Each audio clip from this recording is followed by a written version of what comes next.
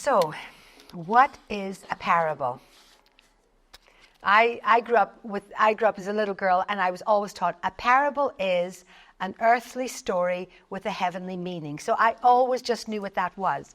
It's a story that's an earthly story, just a made-up story, but it has eternal significance. And so I was thinking about stories, and moral stories in our society, the story of the Pied Piper that you would tell children. You would tell them the story of the Pied Piper. It's really quite gruesome, actually. But, the moral is don't follow strangers. The story of Goldilocks, don't take or use what doesn't belong to you. And you would tell the children the story of Goldilocks and just say, now remember, you just don't do that. The story of the three little pigs, plan wisely and don't cut corners, okay? Because some of them are like, oh, I'll get a house put up there. And you tell these stories to children, but there's always a purpose behind it. Or another one, Red Riding Hood or Snow White, don't be fooled by what it looks like on the outside, because the inside there's a trick. So we have had stories and traditional tales within our culture for years. So in the culture that the Bible was written in, there were many stories passed down from the generations. And, I grew up in Afghanistan, and in Afghanistan, every culture has their own traditional tales. And there used to be traditional tales by a man called Mullah Nasruddin. And there was all these stories he would tell. And, the Afghans would be like, oh, have you heard this story? And they would tell the story, and they would laugh and laugh, and they would understand the meaning behind it. And so lots of cultures, if I was asking some of you of your cultures, and you would have traditional stories that your grandparents told you, and then you tell your children. And so this is a culture Jesus is in. He's in a culture where there's no libraries for people to go and read books and things like that. A lot of people are illiterate. And so a lot of what they know about the Bible have been stories passed down to them. And so Jesus thinks this is a great way. So this is what he does. He starts telling stories, and he tells stories called parables.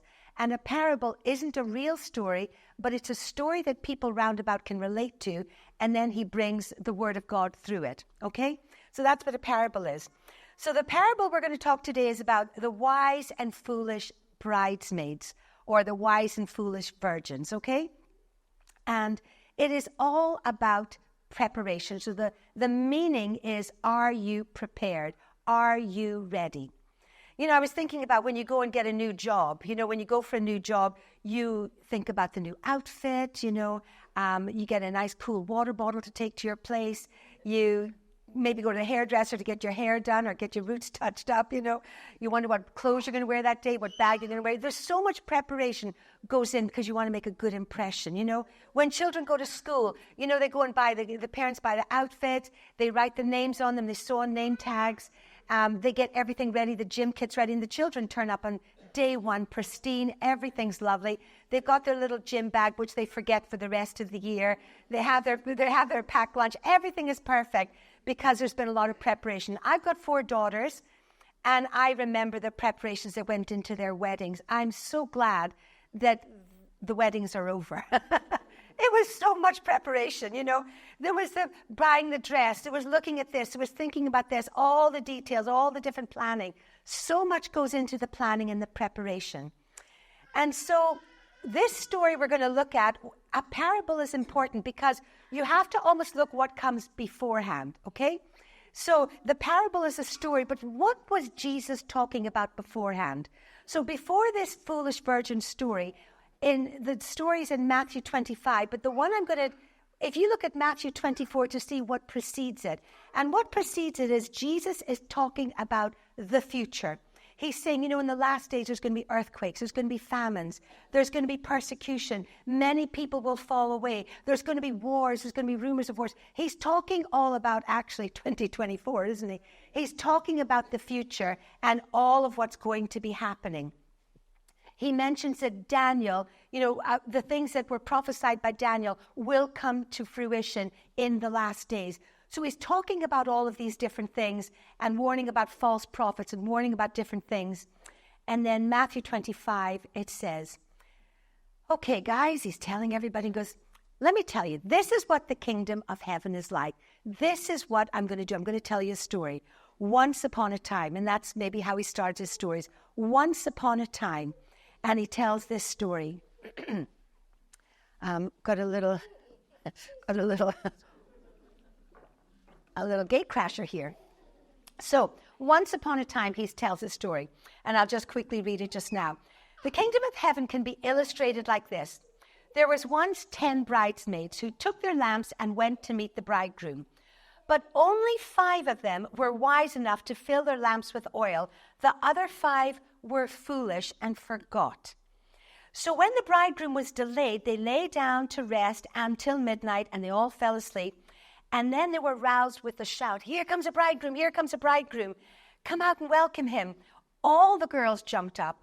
All of them trimmed their lamps. Then the 5 who hadn't had enough oil begged the others, "Can we please borrow some oil?" And the others said, "No, we don't have enough for you and us. You go and buy your own oil."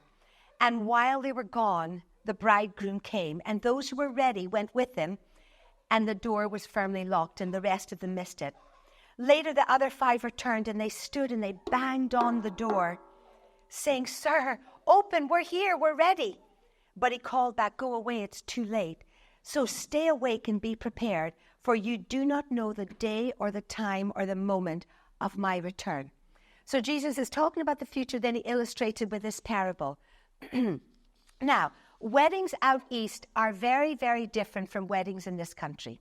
So let me just tell you a little bit about what it's like to have a wedding out east. And this would have been the culture that Jesus would have been talking to. You know, the bride, the woman, the family would sell their daughter. They'd be like, "I've got a daughter." We would have done quite well having 4 daughters. They've been great, Instead we had to pay for weddings. Anyways, so they would have then had a dowry set for their daughter. And so their daughter came with a dowry price. And I know this is still happens in many, many different cultures. And so then a marriage is arranged, and there's an agreement that's made. And then once that happens, then they plan for the wedding. And so the woman gets prepared. And she's in her house, and she's very, very sad. She's all dressed up. She's very sad because when the bridegroom comes and takes her away to get married, he's taking her. She has to leave her family behind. And she doesn't, a lot of times they don't go back to see their family again, because they then go and live with the mother-in-law, and they live with the bridegroom for the rest of their lives. A lot of times the girls become almost slaves, and they have a really hard life. But women were cheap, and women were a commodity that was just given away. And so out east, you wanted to have sons, because when you had a son, that was your future. That was your future security, your future pension plan, because your son would get a wife, bring her home. She would be your slave, and you could boss her around and tell her what to do. And so sons were worth it. Yes, you would have to pay for the wife, but you got a lot. You didn't have to do any more cooking. You didn't have to do anything. She did it all for you. And so that's kind of what it was like. Very hard, actually, and this goes on still in many places. What happens is the bride is ready, but the bridegroom comes to collect her. And so there's never a date. It's just this week it's going to happen. And so they are prepared, and they wait, and they wait, and they wait. And you don't know when it's going to come.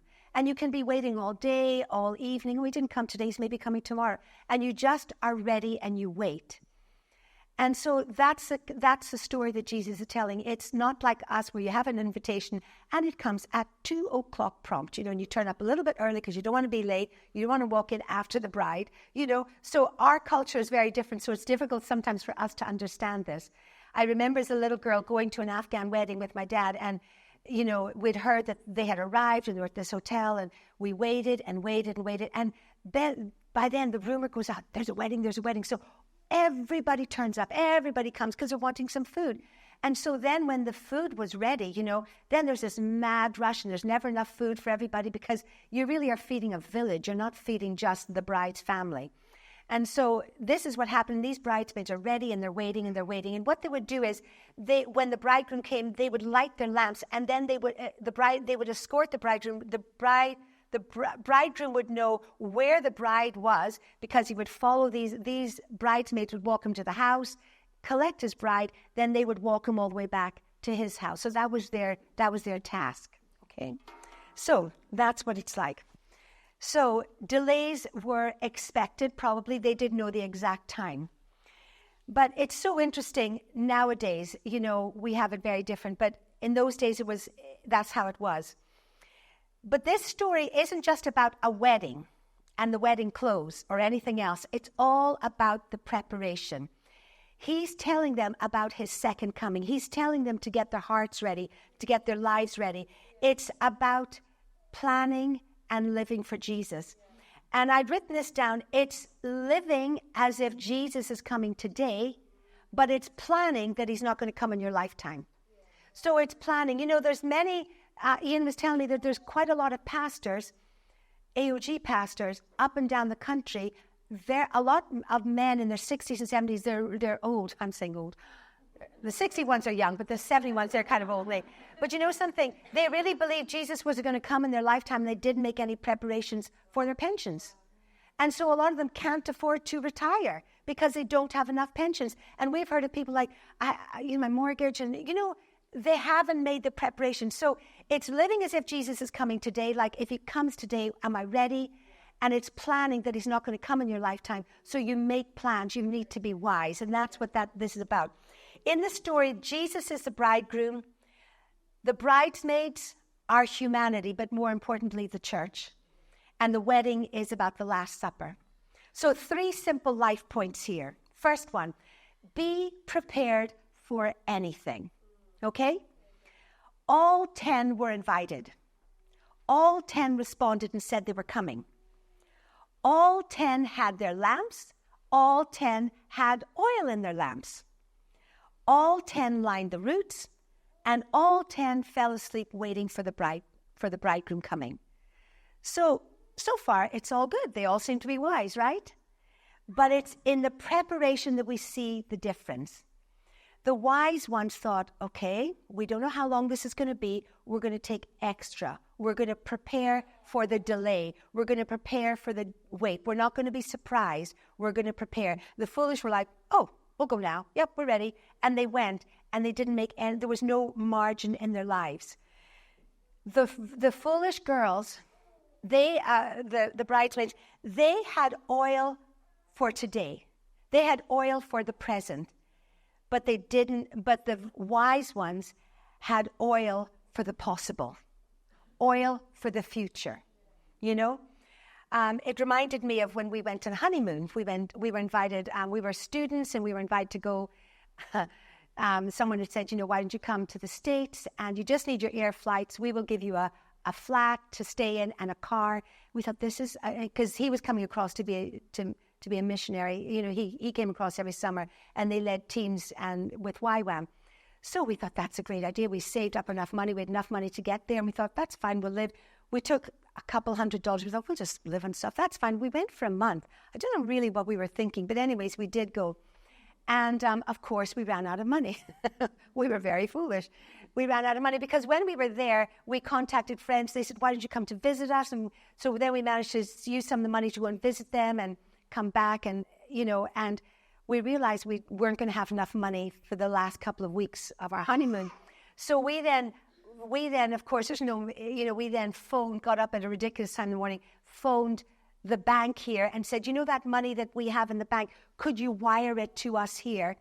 And so the money, which was for my washing machine, to buy a washing machine, was spent on pizzas and hot dogs in America. And I said, it's okay, Ian, we'll just use the laundrette for the first year of marriage, which is what we did. I said, every Saturday I'd put my dirty laundry in a laundrette, in a bag, go down, and did that.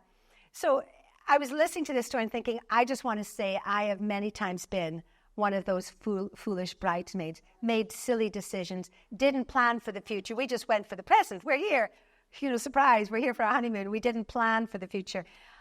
I hate to say that wasn't the only time that happened. Anyways, so, we've all looked back in life and think that was a dumb decision. I didn't think properly. And it's all about the preparation. Wisdom prompts watchfulness and demonstrates preparation. So if you're wise, you will be watching and you will make preparation for the things that are going to come into your life that will surprise you, the curveballs. What is watchfulness? Watchfulness is being alert with our eyes, looking out for opportunities, keeping our ears open and listening, checking for the still small voice of the Holy Spirit, and preparing for those curveballs that come, those unusual things that happen in life. Leave some extra margin for delay in your life. You know, we say, oh God, give me opportunities. But when an opportunity comes, you're like, oh, I don't have enough time for this. You know, we're not leaving enough margin in our lives for things. So I think we need to think, okay, Lord, if you want to use me today, if I'm going to be useful to you today, if I'm going to be wise, I need to leave a little bit of margin. I need to be watchful and look for opportunities and see how things are going. We are all surprised by life's curveballs. There's things that come by and we're like, I did not expect that.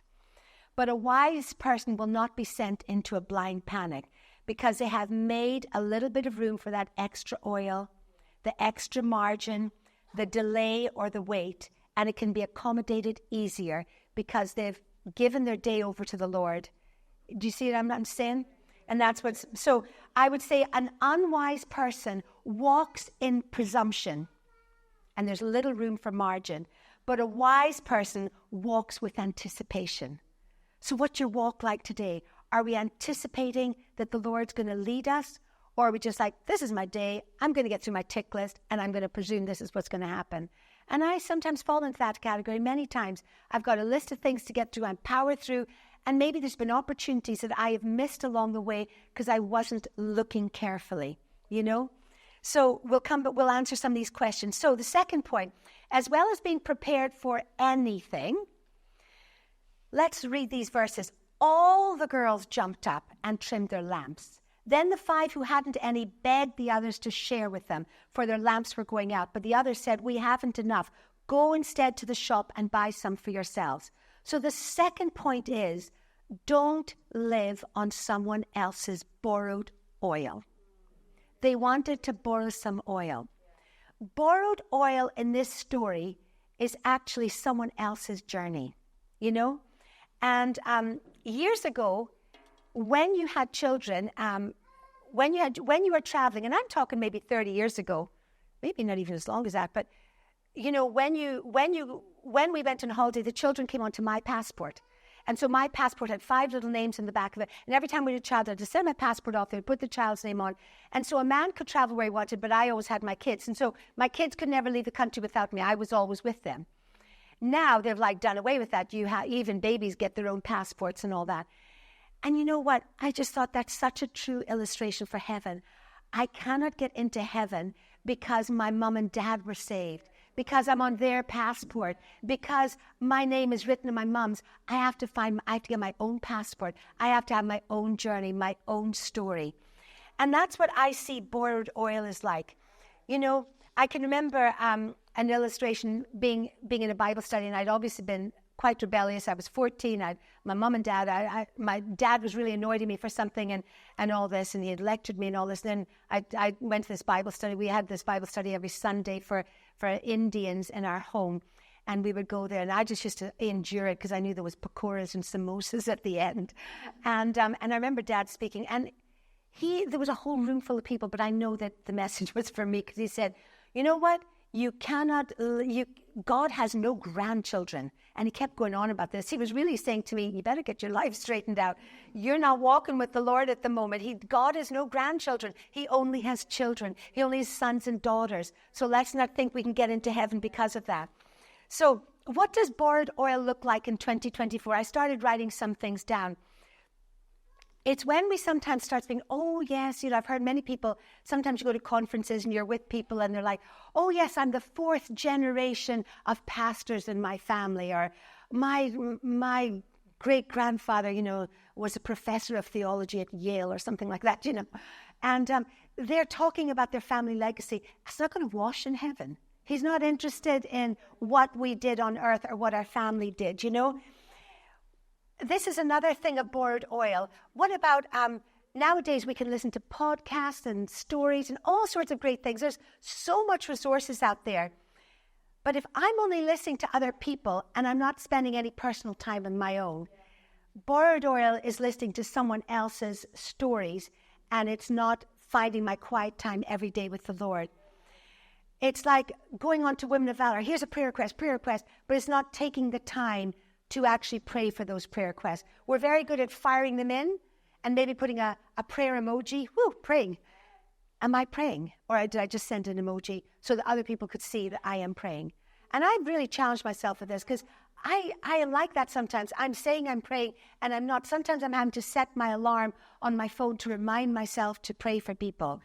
You know, it's looking great on the outside, but being dry on the inside. That's what borrowed oil looks like.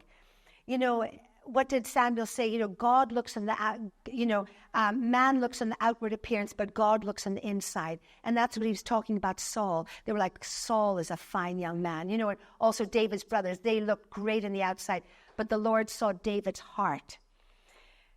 You know, stale bread that someone else has baked is not good. We need to have our own homemade bread, whether it's whether it tastes great or not. We have to make it ourselves. We're not going to have someone else's stale bread that someone else has made. We have to go through the journey and do that ourselves. You know, I have found this very challenging because with my mom and dad being missionaries, I have, you know, people say, oh, your accent, where's it from? And of course, I have to go through the whole story of where I grew up, da-da-da. But you know something? I've had to say to myself and challenge myself, that's not my story. That might be my history, but what's my story? What have I done for the Lord? How have I witnessed for the Lord? How am I serving him? Not how my parents served him, not my dad translated the New Testament into Dari. You know, that's his story. That's what when I come to heaven, he's going to say, okay, what did you do? I'm not going to say, well, guess what my dad did? Guess the church I went to. Look what my husband did. I have to say, what did you do with the talent you have? What have you done? How are you serving me? So we need to ask ourselves these questions daily. You know, what does fresh bread look like? You know, I have it somewhere on here. It's up my sleeve, you know, dare to stretch. And that's a reminder. How am I stretching today? How am I leaving room in my day to stretch out, to look for the margins in life, to be able to see how I can help people? You know, this is what fresh oil looks like. I've showed what stale oil looks like, old oil. Fresh oil looks like when you read your Bible and you're writing little notes beside it and the Lord has spoken to you, or, you know, I read my Bible on the iPad, and so you can highlight a verse and then you can type in a little note.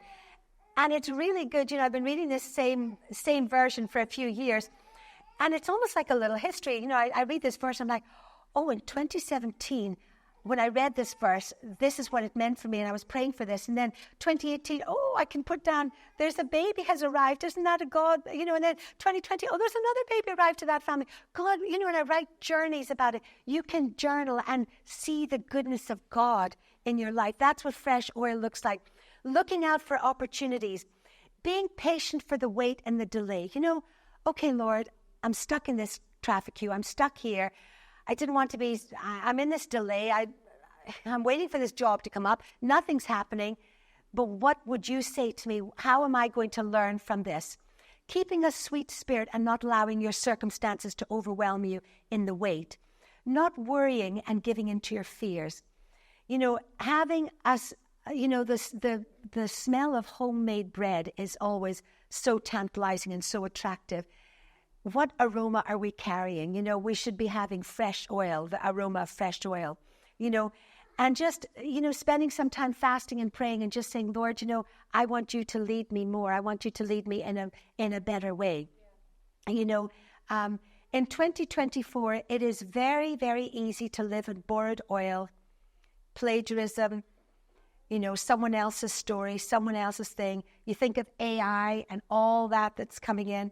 You know, they can craft a sermon. You know, there's people that are you know, I've heard about pastors in you know, that just put in, this is my subject, and a sermon spews out. And that's before we have AI. And they're wondering why their churches aren't growing, because they're not hearing from the Holy Spirit. They're just typing something in. There's a tendency in all of us to be lazy, because you have to be diligent. You know, those 5 wise bridesmaids, you know, they thought about what if, and they planned for the what if. And the fools were, oh, it's okay, it's all right. He's bound to come early, you know. So let's not live in presumption. The third thing is stay alert and don't hit the snooze button. Hands up when your alarm goes off. You press the snooze button. Oh, there's only a few honest people here. Some people jump up out of their beds, but some of us, 10 more minutes, I'll just have another little 10 minutes or whatever. And we all press the snooze button. But the trick is, try to stay alert and don't press the snooze button. I have a great story to tell you, and this is a true story. A few years ago, we were in Amsterdam. We were in Brussels, and we were sitting at this. They've got, I don't know, sometimes you'll see them. There's this massive, massive area beside the townhouse and all these fancy buildings, and they sometimes covered with all these flowers. It's very well known if you ever Google that. I can't remember what the name of the place is, but it's beside the palace and everything there. So we had been across for something, and we were sitting in the coffee shop overlooking this. I said, "Oh, Ian, this is brilliant. I could sit all day because look, this is where they obviously get married, because it's the townhouse, and you saw the brides coming, and then the doors would swing open and they would go in, all the entourage and all this. And then about an hour later, way down at this other thing, another door would open, and that car that had dropped them off would be there and would collect them, and then they would go out to the hotel." So we just watched weddings for a couple hours, 2 or 3 hours. It was amazing. Ian was reading a book and I was just watching weddings, and they arrived in coaches, they arrived in stretched limos, they arrived in a horse and carriage. It was wonderful. So we saw all of these things and all the pictures, and then went in and saw them at the end. So we saw this family arrive, and this family is from the continent of Africa. That's all I'm going to say. And so they arrived, and they looked absolutely stunning. The preparation, the outfits, the hair, it was absolutely gorgeous. And we just had, our daughter Deborah, we'd been to a Nigerian wedding, so it was absolutely amazing. So I said, "Oh, look at this." And it was wonderful. We saw them all, and we were all lined up, and they were taking selfies. We were doing all the pictures and everything. And, when it was the right time, the door swung open and they all walked in. There was a hesitancy, though. And I said to Ian, "I hope they're all on time. I hope they're all on time." Anyways, there was hesitancy, and they kind of waited and lingered, and then somebody beckoned them, and there was kind of a hesitancy, and they waited, and then finally, they were looking, and they had to go in, so they all went in, and the doors shut, and I thought, "That's wonderful. I wonder who the next wedding is." Well, about 15 minutes later, you know the story, here comes another stretched limo, and all these beautiful outfits come out, and I'm like, those outfits look similar. That's the same colors of the previous wedding. And I realized this is half of the wedding party that were late. And, they were standing, they were looking around, looking at their watches. I think they thought they were early. They were looking at their watches, wondering where the bride was, whatever. Then somebody must have had an idea. Let's go and knock on the door. There's no bells. They're looking. They can't do anything. They're taking selfies in front of the door. They're phoning. You can see them frantically phoning. And all of this, it was so funny. I think they thought they were early and they were waiting, where's the bride? But actually, they had missed the time. They'd missed the timing. The bride had gone in, and half of them were left out. And it was so sad. And I said, all the preparation, they had got all the finery, all the, everything was ready, but they just got the timing wrong.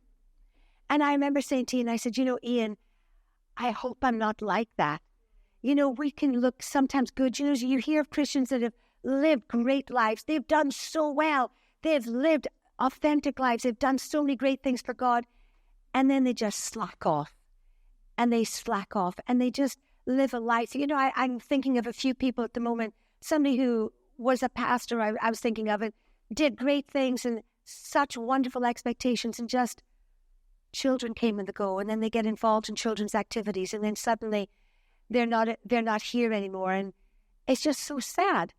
And they were part of the bride. They were part of the original thing, but with all the preparation, they'd neglected the timing. They'd neglected the very important thing, and it was just so tragic. And I thought, how sad that they had done everything. These people that arrived late, we waited for ages, and then later on, you saw the door way down there, all the way down the place, and the stretcher was there, and they got in their cars and they drove down there, and they waited for the end of it, and they were there to greet them coming out. And I thought how sad that they missed the whole service because they missed the timing. And I never want to be like that. And I think this is what Jesus was saying to them. Don't neglect the important things of life. Sometimes we major on minor things, We major on minor things like, maybe the hat was just so perfect, or maybe they were getting their nails, the final coat in their nails, but they should have majored on the major thing in life. They should have actually forgot about the insignificant things. Doesn't matter if your nails aren't painted or your hat's a little bit squint. What about the timing of the wedding, What about that thing? And that's just a small illustration. I saw them all gathering and they all went off together, but I just felt sad about that. They had pressed the snooze button in their homes, in their preparation, and they had become sloppy and they had missed out, And I was thinking of the family. I wasn't sure, was that the bride's family or was that the groom's family? I felt really bad. It didn't matter their position. They missed it. It didn't matter that the persistence of knocking on the door and trying to get the door to open, it didn't make any difference. The door was shut. And all their preparation was impeccable, but they missed the timing. And I think heaven will be a surprise for us. And I think this story has made me think, I need to be aware that until I take my last breath, I can be serving Jesus. Serving Jesus in my 60s is looking different from when I served him in my 20s. When I look at my mum, how she served Jesus. I was up in Fraserburgh, I was speaking at an event there, and a couple ladies came to me and said, how's your mum? I said, no, she's fine, she's failing a little bit. And they said, can I tell you about what she was like when she used to lead us in a little Bible study? There was just a small group of us, but what she put into us. And they started telling me stories. And I just thought, that opportunity for mum to preach like that and to speak like that is past now. She struggles to remember things, you see, but she knows how to pray. So in every season of life, there's opportunities. So let's not miss those opportunities. When God gives you those opportunities to share stories, to talk to your neighbor, seize those opportunities, because there'll be a time that you're in a different neighborhood. You might not remember how to share your story, but mum can pray. I can phone her, Mum, remember this is happening. Will you pray? Oh, I'll pray. Because that's a season she's in. She can still pray. And she is serving. We don't know what's going on in our church, what success we're having, because there's a little 89-year-old lady, or there's other people who are praying for us. And we're thinking, it's all about that. So it's a new screen we have, or it's a new songs we're singing, or it's a new way we're doing the service. No, it's because there's some wee lady praying. So we can be serving Jesus every time. We don't know when he's coming back, but we're going to live as if he's coming back today. And, I just wanted to end with this here. Be aware of self-deception. Who are the other bridesmaids in your group, in your social group? Who are the other bridesmaid group? Do they propel you to walk with Jesus? Or do they allow you to be sloppy in your walk, cynical in your faith, and focused on circumstances? Who is building you up? Who are you walking with in your life? And then I just want to end with this. Don't let your hearts be troubled. John 14.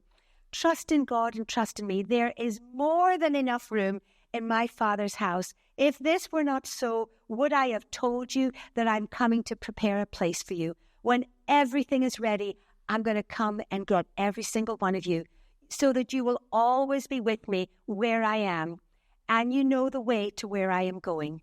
And I just think I'll just end with that there. We're going to put some questions up to just have discussions on our tables about that. But, it's a challenge for all of us. Are we ready? Are we prepared? Are we leaving margin in our room? Have we got fresh oil? And are we pressing the snooze button when we should be staying alert? God bless you.